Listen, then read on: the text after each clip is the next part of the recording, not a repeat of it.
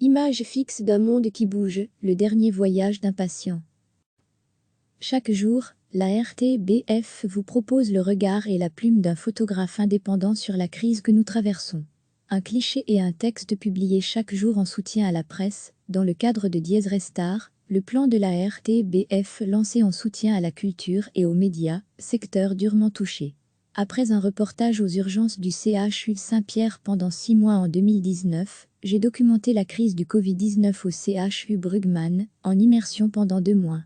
La gestion des décès a été difficile au pic de la crise sanitaire. L'hôpital a dû s'adapter et créer une seconde chambre froide pour accueillir les défunts.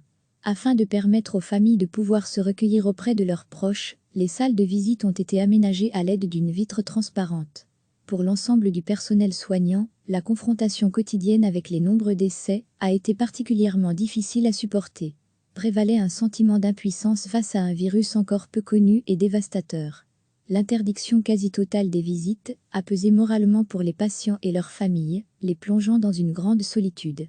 Des tablettes ont été fournies par l'hôpital dans les unités afin de permettre des appels quotidiens aux proches des patients.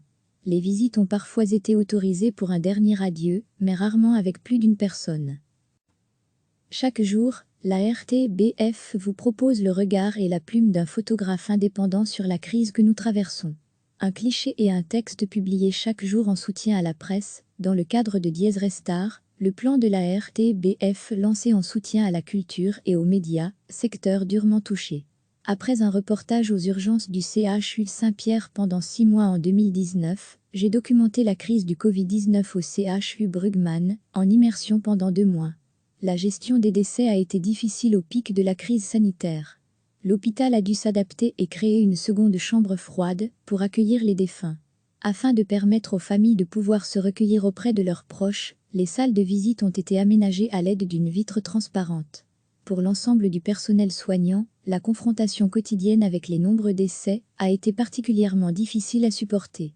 Prévalait un sentiment d'impuissance face à un virus encore peu connu et dévastateur. L'interdiction quasi totale des visites a pesé moralement pour les patients et leurs familles, les plongeant dans une grande solitude.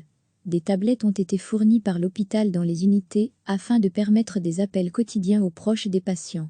Les visites ont parfois été autorisées pour un dernier adieu, mais rarement avec plus d'une personne. Cliquez sur s'abonner pour recevoir les dernières nouvelles.